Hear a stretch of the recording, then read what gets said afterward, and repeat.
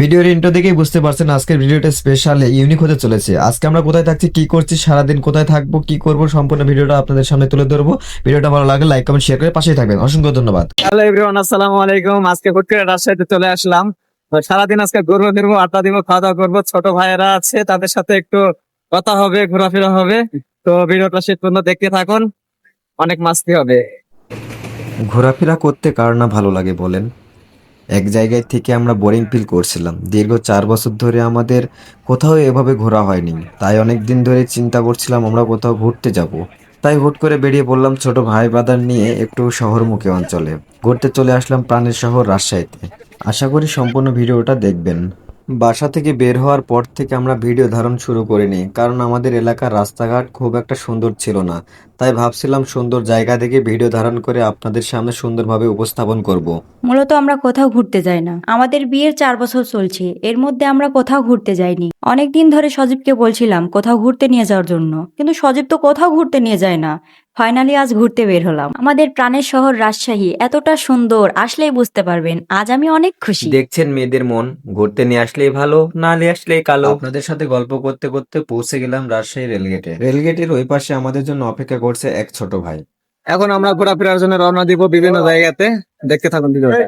অটোতে চড়ে রওনা দিয়ে দিলাম, কিন্তু কোথায় যাব এই গন্তব্যের কোনো ঠিক ঠিকানা নাই। আমার পিছনে যাকে দেখতে পাচ্ছেন সে হচ্ছে আমার শালা বাবু, আমার সাইডে আছে আমার ওয়াইফ এবং আমার ছোট সোনামণি, আর সামনের দিকে আছে 2 ছোট ভাই। রিক্সাতে চড়ে ঘোরার মজা আলাদা।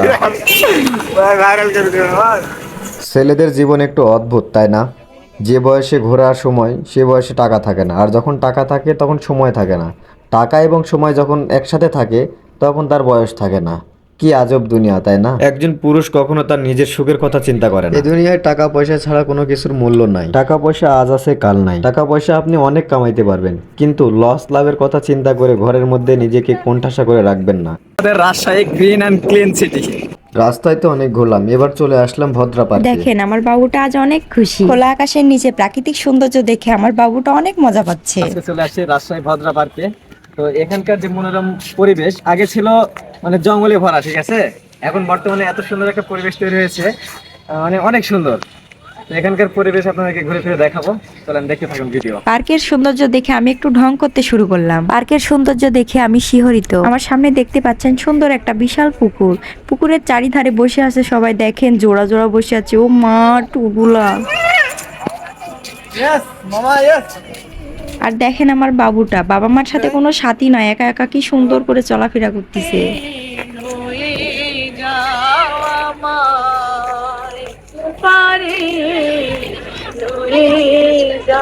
এইদিকে আপুটি আবার গান বলে ফ্রিতে মানুষকে বিনোদন দিচ্ছে। পার্কের মধ্যে ঘোরাফেরা শেষ, এবার চলে যাব মুক্ত মঞ্চে। একদিনই সুস্থ মানুষের কাজ রে। এখানে এসে দেখি বক্সার মেশিন। আমার খুব ইচ্ছা ছিল আমি হাই হিট করে আমার সর্বোচ্চ স্কোর তুলবো, কিন্তু আমার যে কাবারির মতো শরীর, আমার দ্বারা এটা সম্ভব না। আমি দুইভাবে হিট করছি, তারপরও আমি সর্বনিম্ন স্কোর তুলছি। অনেক ঘোরাফেরা করছি বাবা, এবার একটু বসলাম। এদিকে এক ছোট ভাই আমার জন্য নিয়ে আসলো পেয়ারা মাখা আর আলু ফ্রাই। এগুলা খাওয়া শেষ করে আমরা চলে গেলাম কাদিরগঞ্জ 3 রাস্তার মোড়ে পিৎজা খেতে। নিচে থেকে আমরা পিৎজার অর্ডার দিয়ে উপরে গিয়ে বসলাম। আজকে অনেক ভিড় ছিল। কিছুক্ষণ বসে থাকার পর চলে আসলো আমাদের পিৎজা। এবার খাবার পালা। এখানকার পিৎজার স্বাদ ছিল অসাধারণ, জাস্ট অসাম। আমাকে সেই লাগছে। খাবার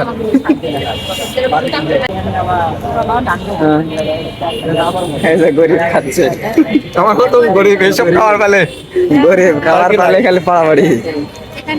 গরুর মতো করে খাই তাহলে। আমার মতো গরিব এসব বসে আছে আসার মতো, এই যে একটা ট্যাও ট্যাও নিয়ে